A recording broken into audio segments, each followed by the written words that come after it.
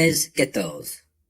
Il arriva au temps d'Amraphel, roi de Shinéar, d'Arioc, roi d'Élassar, de Kédor Laomer, roi d'Élam, et de Tidéal, roi de Goyim, que ces 4 rois firent la guerre à Béra, roi de Sodome, à Birsha, roi de Gomorre, à Shinéab, roi d'Adma, à Sheméber, roi de Tseboïm, et au roi de Béla, c'est-à-dire Tsoar.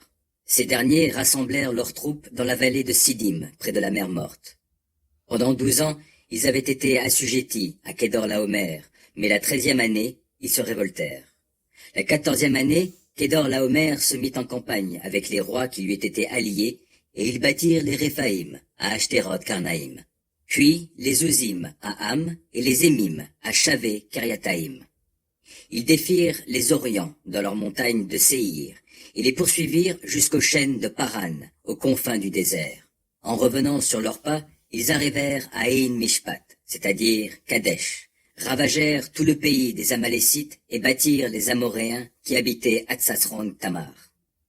C'est alors que les rois de Sodome, de Gomorre, d'Adma, de Tseboïm et de Béla, c'est-à-dire Tsoar, s'avancèrent et se mirent en position de combat dans la vallée de Sidim, en face de Kédor Laomer, roi d'Élam, Tidéal, roi de Goyim, Amraphel, roi de Shinéar et Arioc, roi d'Élassar.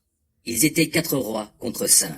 Les rois de Sodome et de Gomorre prirent la fuite. Or, il y avait dans la vallée de Sidim beaucoup de puits de bitume, et des fuyards y tombèrent. Les rescapés s'enfuirent dans la montagne. Les vainqueurs s'emparèrent de tous les biens de Sodome et de Gomorre. Ils prirent toutes leurs réserves de vivres et s'en allèrent. Ils enlevèrent aussi Lot, le neveu d'Abram, avec ses biens, car il demeurait à Sodome.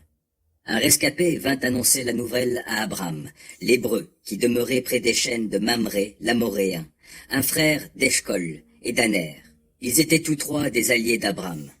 Quand Abram apprit que son parent avait été emmené captif, il arma 318 hommes bien entraînés, nés dans sa maison, et poursuivit les 4 rois jusqu'à Dan.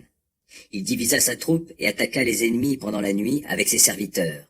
Il les battit et les poursuivit jusqu'à Oba, au nord de Damas.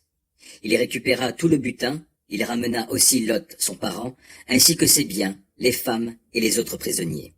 Lorsqu'Abram revint après avoir battu Kédor Laomer et les rois qui étaient avec lui, le roi de Sodome vint à sa rencontre dans la vallée de Shavé, qui est la vallée royale.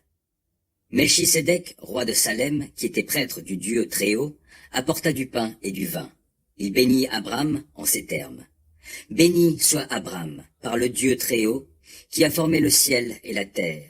Béni soit aussi le Dieu Très-Haut, qui t'a donné la victoire sur tes ennemis. » Et Abram lui donna le 10e de tout le butin.